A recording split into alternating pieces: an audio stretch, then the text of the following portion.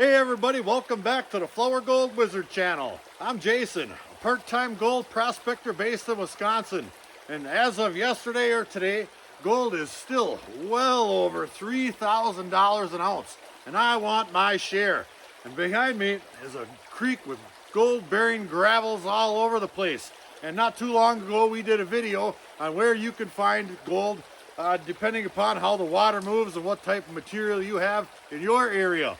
Now, I gave plenty of good examples of the spots I would look on this body of water. Well, today I'm going to put my money where my mouth is. I'm sitting on a spot right here, which I pointed out in that video. I've got a brand new sluice here from Pirate Prospecting. These sluices are fantastic. I've got a brand new mat from Infinity Prospecting. And we're going to see if we can't run a bunch of numbers and put a big pile of gold in this here pan right here. Let's get started. And we'll have to introduce the mining team. This is the world's most famous gold sniffing hound, Rigby. That's right, he's the mine boss. And we have Rex Aroni over there. He's mine boss in training. And we have Bowser. He's our rock truck driver, so to speak.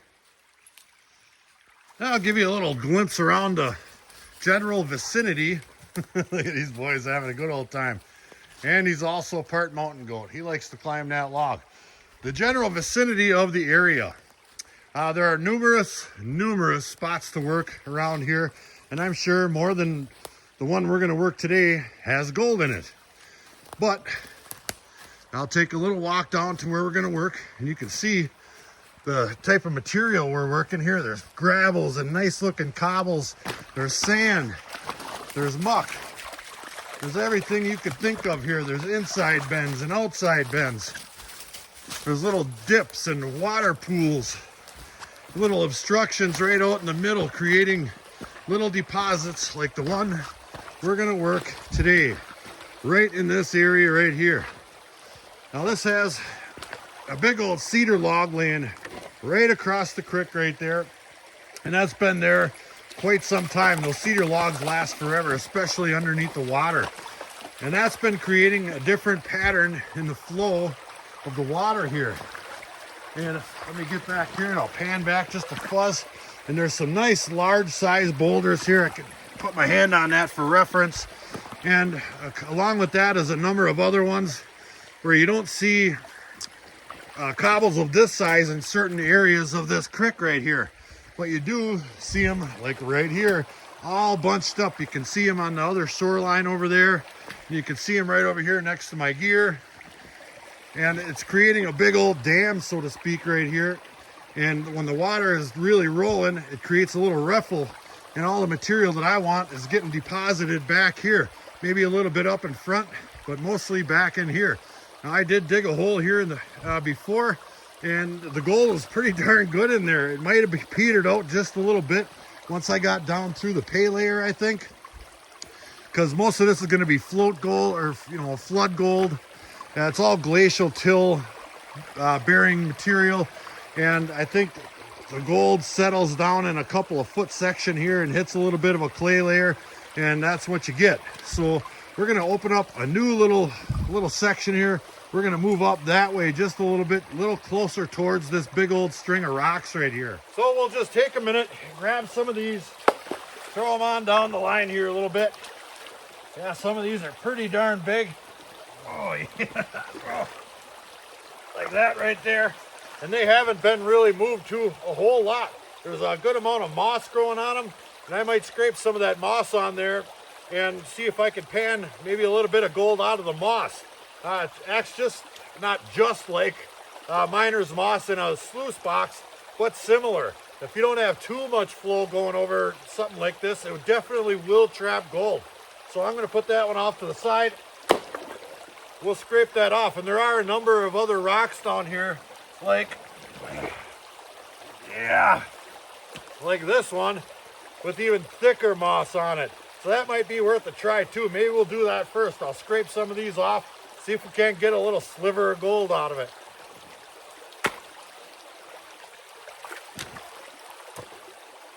Now I'm just basically taking my scraper and I'm shaving this rock. Kind of like shaving at home. Just get down to the rocky hard surface and let her rip. And it's coming off of there pretty good, but it is leaving a little bit of earthy material left stuck on that rock. See, I got that shaved up real nice. Here's a good pile of moss in there. Then I'll just take that rock, stick it in there, rinse everything that's stuck to the rock off, and that's what we wind up with. Nice little pile of moss stew. And maybe there's gold in it, maybe there's not. But I gotta tell you, the mosquitoes and flies are insane out here. They're everywhere. Now I do have bug spray on, and they're not biting me, but they're landing in my face and getting in my eyeballs and going down my throat. If only somebody made like a hat or something that would keep the flies off you without you having to use your hands. I tell you what, you leave it to those Australians. They think of everything. All right, here's our moss test. Make sure I shake that all up real nice. Plenty of water in there. Shake her up, throw them out, just like that. Then we'll pan it up. Let's see if there's how much material's in there first. Not a whole lot, but it wasn't all that much moss, but it held on to some sand, that's for sure. Let's pull that one back, see if there's anything in it. I better get that up out of the glare in the woods here. I can't see a thing either. Give me a second. Well, there's no gold in that pan of moss. We didn't come down here to shave rocks anyway. We came down here to get some gold out of the gravels. Now I've got my classifier and my sluice and my shovel and all that. So we're gonna get to work, find the real stuff.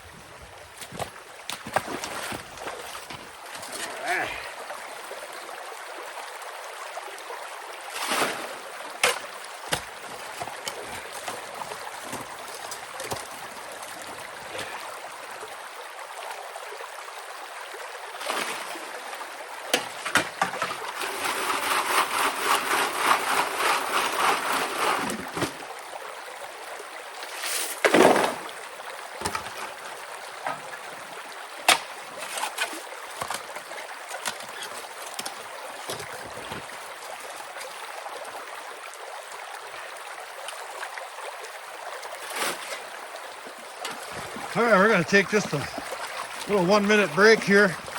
We haven't been digging all that long. And I got my hole, I started right in there. I've been pulling some nice size rocks and cobbles out of there, like that one right there.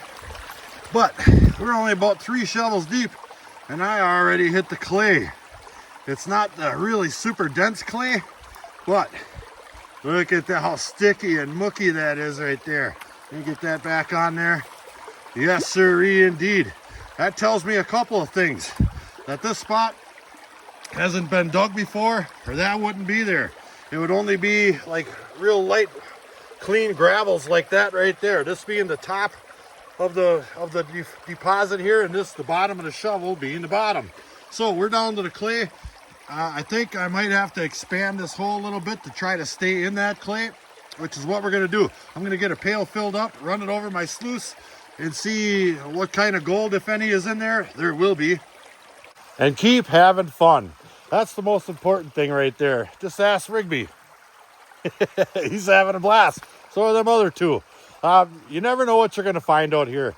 We do find pickers here, albeit very rare. That's the surprise, the thrill of the hunt. That's kind of what keeps you coming back. But another thing is locating spots just like we did when we made that video a while back, and then having them come to be true. You know, I think there's going to be gold there, and I think there's going to be gold there. Well, gall darn it, all of a sudden there is gold there. You give yourself a little pat on the back and keep having fun. So I'm going to keep drilling down here a little bit deeper and a little bit wider with my classifier, and we're going to fire up my brand new sluice, a brand new mat, see what we get. And just like that, TV magic, I got a nice big full pail of gold bearing concentrates, I hope. And we're about to set up my brand new sluice and mat. There's Pirate Prospecting.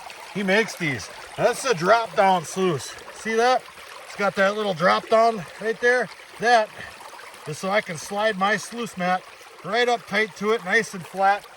And I just have this little flap going over the top to keep the water from getting down in that crack right there. Well, not so much the water, you'll never keep all the water out, but most of the material. And now this mat fits in there just a little bit loose. Not too loose, I mean the sides are fairly consistently tight-ish, but it will slide out of there once you stick it in water. So I just got a little clamp, and I stick that on the end just like that, and it holds it in place.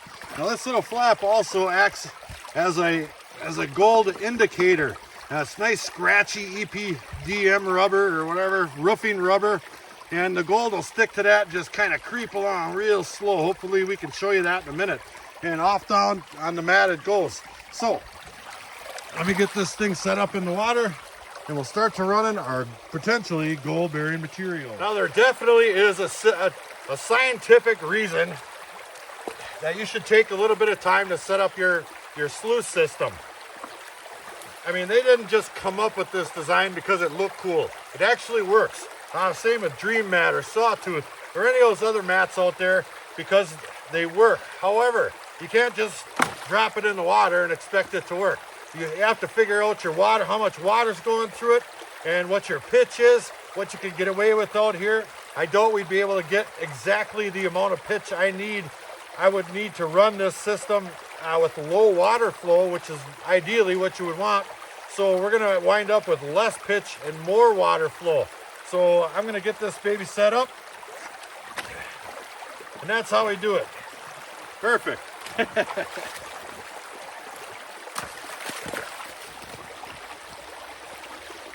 Oh, that was close.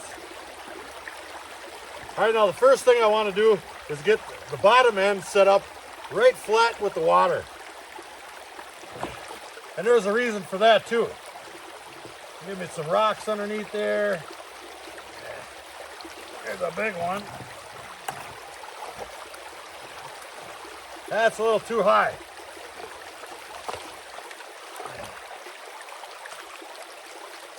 That's pretty close.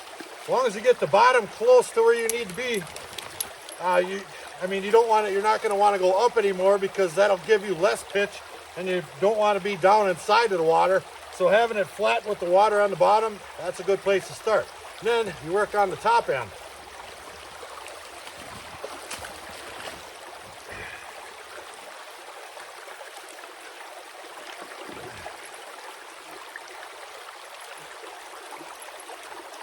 That looks pretty darn good.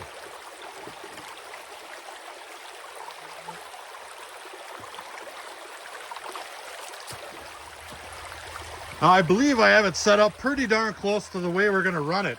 And I don't have exorbitant amounts of water running over it like I thought we were going to, but I do have water speed. See how the water's it's deeper there and wider, and it's quite a bit slower, but then it pinches up right here and gets shallower over these rocks. That picks up the momentum of the water falling downstream, and it's sending the energy over my sluice right here. Now that should probably run quite well. I've got a good amount of water going over that. I might have to get adjusted left and right there a little bit, but we're in business. All right, first scoop on the new system right here. Let's drop that on there. I guess it's not running all that fast. I mean, if you can get it to stick on there for any time at all, I think you're still in business. And they're not just washing right out of there. So I think we're gonna run that for a little while. See what it looks like. Grab another one. Whee. Oh, darn mosquitoes flying up my nose.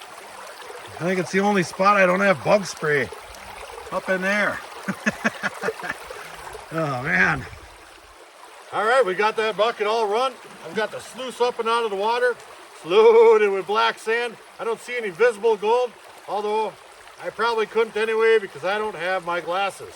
So, get some clean water. Just like that. Grab my clamp.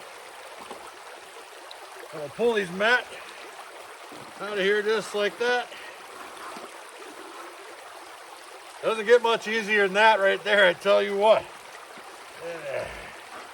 There we go, give her a little shake. Clean.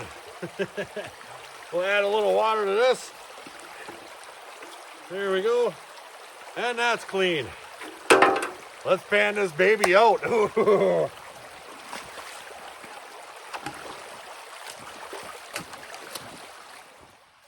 But first, Rigby says it's snack time. He's been working pretty hard. Matter of fact, they've all been working pretty darn hard. So we're gonna have a little snack. Today's snack time is brought to you by Salmons. These beef sticks are fantastic, let me tell you. And I'm gonna have me a little snack too. Oh yeah. Yeah, Rexaroni gets one. Yes, he does. Bowseroni. And the mine boss, Rigbone. Yeah, they need that. They're hard-working miners. Me too.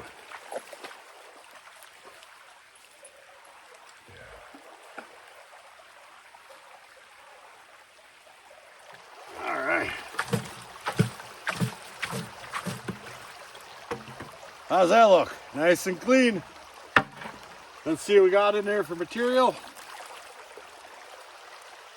Ooh, not too much at all. Only a couple tablespoons. I like that. But lots of black sand. I'll show you up a little closer. That's a ton. All right, here's the material we wound up with. Did gather a certain amount of the, I don't know, 3/16 size little pieces that fit through the classifier. Those are easy enough to wash off of there. And what you're left with underneath is lots of black sand. Look how thick that black sand is right there. This is gonna take me a little while.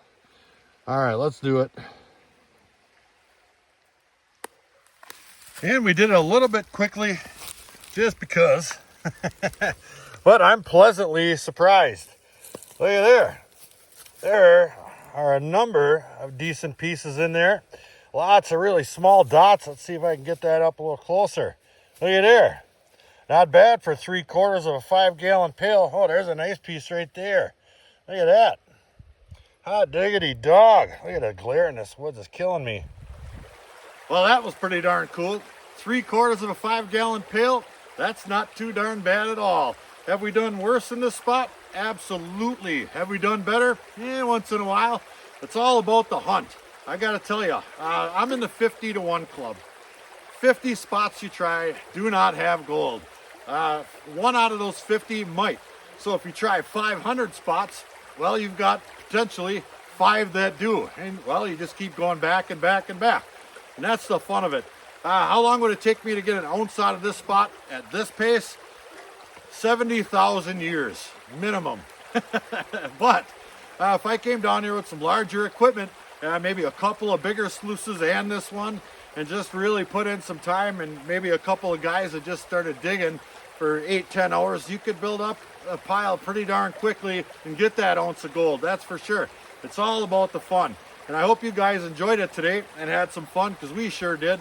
So until the next episode, like, share, subscribe. Please do leave a comment. It helps build our channel. Check out our Patreon page in the description box below. Flourgoldwizards out.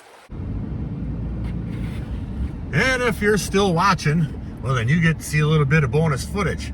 I cut our mining trip a little bit short today because we're going to do a little mushroom hunting. That's right, morel mushrooms. It's running a little bit late this year, and there hasn't been much for the last couple of weeks, but it's been so darn cold. And we just got a little bit of rain, so I'm hoping that's gonna maybe get them popping here. So we got a little bit of a drive through this little 2-track in the woods here, maybe a mile or so, and we'll go take a little look. Now, mushroom hunting is mighty fun too. Gets you off the couch and you get to go around looking down on the ground for good stuff to eat. Now, I'm looking for ash trees. If you don't know exactly what an ash tree looks like, well, it's just like this one right here. You see that kind of cross X pattern on the bark right there? Now, that's a mighty big one for sure. And we look for live ash trees around here, and chances are, if they're growing, they're gonna grow around them. And just now, I spotted a couple right there. Looky there. Now, I'm not here to pick today, because I promised my oldest daughter and her boyfriend that I would bring them out mushroom hunting tomorrow. So I'm just kind of out scouting around just to see if it's worth the drive. And it's about a 2-hour process driving and getting in here just to be able to walk around and look. Here's another real nice looking ash tree right here. You see that bark? Yeah, nice X pattern on it. And basically what you do is you just look around, maybe in a 10-foot diameter around these trees. There's one right there. Nice yellow one. And as I look around, oh boy, there's a whole bunch here. There's a couple more nice ones. Look at that. There's a little cluster. Ooh, those are going to be good. Let me tell you, nice and firm. Yeah, I'm going to leave those. My daughter's going to, and her boyfriend from California, really going to enjoy that. So let's take a little walk around, see if we can't find a little bit more bonanza. And you got to be a little bit careful when you're walking down the trails. If you see an ash tree right next to the trail, they certainly like to grow in the road too. And this one here, I just about stepped on it. It's tough to see. Yeah, this one's just starting to come up and out of the ground. Look at that little cutie. Yeah, come here, you. And right from where that little stinker was, you just kind of glance around a little bit. Hopefully the boys aren't wrecking them. There's another one growing down inside of there. That one's a little bit bigger. Ooh, but those are delicious, those yellow ones, especially before they get too darn big. I love them. Throw a little bit of flour on them maybe, or just fry them in butter, and you can't beat it, let me tell you. So we're gonna beat feet that way and see if we can't find some more. Yeah. Now every once in a while you come across a spot that just absolutely blows your mind and fills your bags. Well, a few years back, me and Mrs. Wizard came down here with a four-wheeler, and we had a couple of garbage bags, and we just absolutely filled them up. And we didn't even have to get off the four-wheeler, and I'll show you why. Now, as you go down this trail, the sides of the banks start to get a little bit steeper, where you can reach off, let's say, a four-wheeler, and pick any said mushrooms that might be growing off the side. And these things were so loaded with mushrooms, we just drive her up real close, pick them and throw them in the darn bag. And I haven't quite seen it like that again, but there's always mushrooms growing on the sides of this hill here, and the ash trees are right on top of it. Like that one right there, there's a nice one. And here's a couple over here. Here's one right there, nice one. There's a couple. And I just basically walked up on this, so I got to be careful because they do grow in the road quite a bit, just like that one there. And if they're growing up underneath the leaves like that, you have little to no chance of seeing them. So this one here is a little bit older. It's got a little mold on it. Let me smell it. Yeah, it still smells like a mushroom, but we'll leave it. That'll spore, potentially grow the next batch for us next year or something. So the hunt continues. So now, thanks for watching. See you on the next episode. Flourgoldwizards out.